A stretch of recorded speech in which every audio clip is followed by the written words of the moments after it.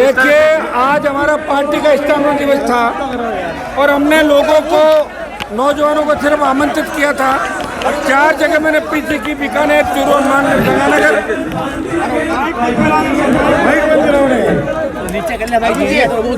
4 जगह press conference करी।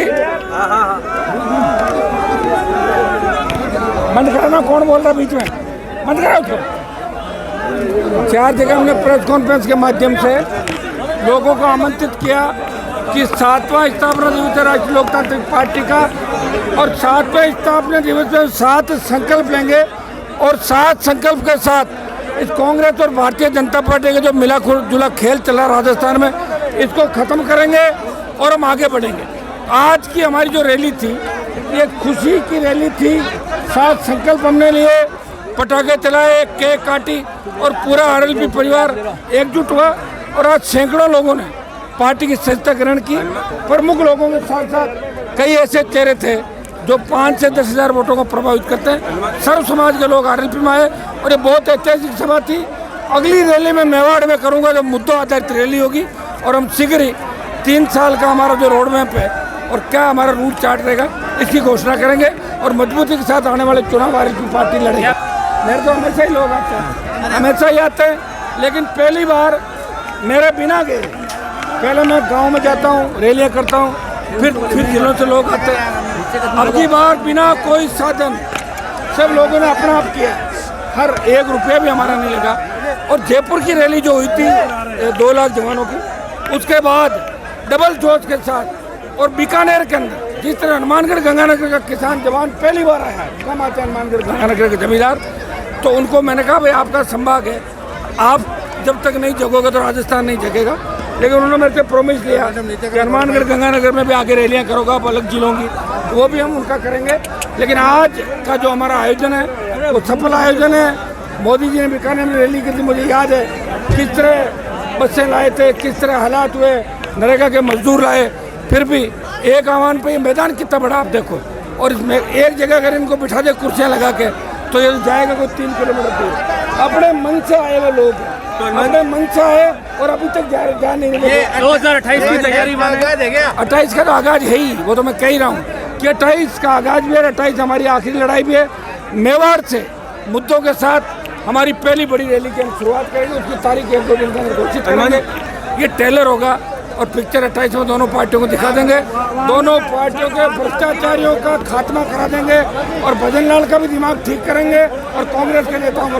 मैंने इसलिए कहा कि एक व्यक्ति समोसा खाता है, मान लो मैं कभी समोसा खाऊं, 1 खा ले 2 खा ले, लेकिन कोई आदमी अगर 20-30 समोसे रोज के खाए हर 1-1.5 घंटे बाद, तो फिर उसको समोसा खाने वाला ही कहेंगे, और क्या कहेंगे बताओ। तो ज़्यादा चीज़ करता है, कोई ज़्यादा पान खाता है तो उसके लिए कहते हो पान ज़्यादा खाता है, कोई सिगरेट पीता है कह रहे चेन स्मोकर है, तो भजन लाल समोसे ज़्यादा खाते हैं, इसलिए कहा भाई समोसे वाले भजन लाल। 100% मूंगफली खरीद का मुद्दा जो है उसको उठाएंगे, उसको पार भी पटकेंगे। 1-2 दिन में पॉजिटिव। देखिए शहर के अंदर हम ये एक चीज़ कह रहे हैं कि फर्जी वोट जिनके हो वो कटने चाहिए, इस चीज़ के हम पक्ष में, लेकिन फर्जी वोट की आड़ के अंदर गलत तरीके से लोगों को वोट नहीं काटने चाहिए।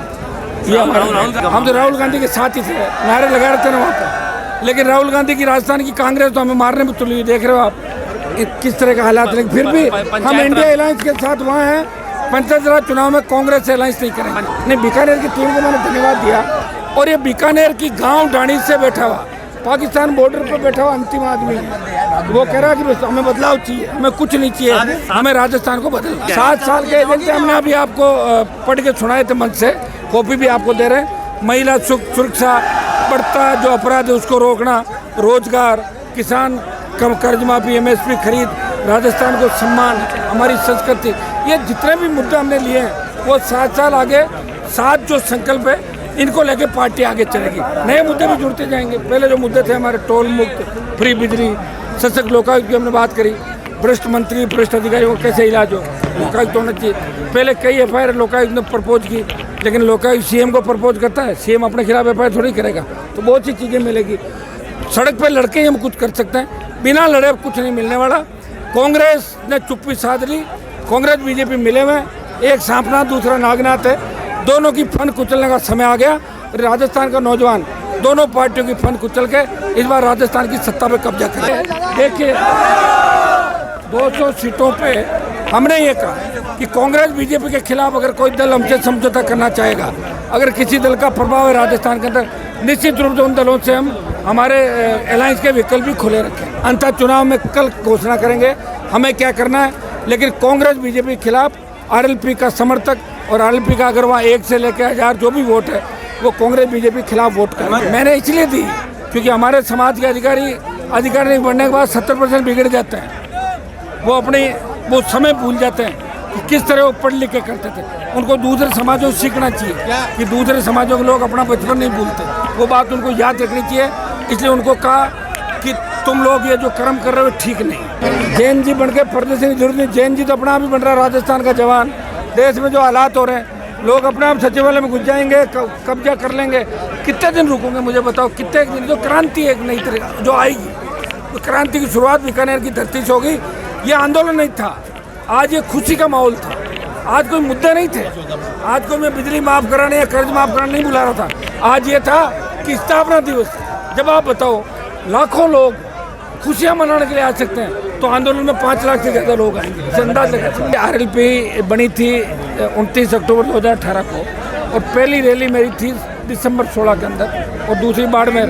जब मैं बाड़मेर, बीकानेर और नागौर में रैलियाँ कर रहा था, तभी मैंने आर्थिक आधार पर आरक्षण की बात करी थी कि ब्राह्मण बनिया राजपूत कायस्थ को भी आरक्षण मिलना चाहिए आर्थिक आधार पर। ये हमने मांग करी थी। सुनिए मेरी बात, ये मांग मैंने करी। आगे भी जो भी समाज पिछड़ा हुआ है और जहाँ भी पीड़ा होगी, तकलीफ होगी, और मुझे याद करेंगे तो मैं जाऊँगा, और याद नहीं करेंगे तो उनके पक्ष में बयान। सारे फर्जी लोगों, अरे वो ये सारे वही लोग थे जब सचिन पायलट मानेसर में थे, हम जब बीजेपी के साथ थे, गहलोत की सरकार गिर रही थी, ये तो अधिकारी थे जो फोन टैप करके गहलोत की सरकार बचा रहे थे। तो इनको लगाया सबको, तो सारी इनाम दे दिया। जिन्होंने गहलोत की सरकार बचाई, मोदी सरकार और भजनलाल ने उनको इनाम दिया। यही तो बात मैंने कही, और क्या कही। अभी ये कहने की बातें होती है, अगर सरकार आएगी जब वो तो उसी टाइम बता दूंगा, 15 मिनट में एक्शन करेंगे।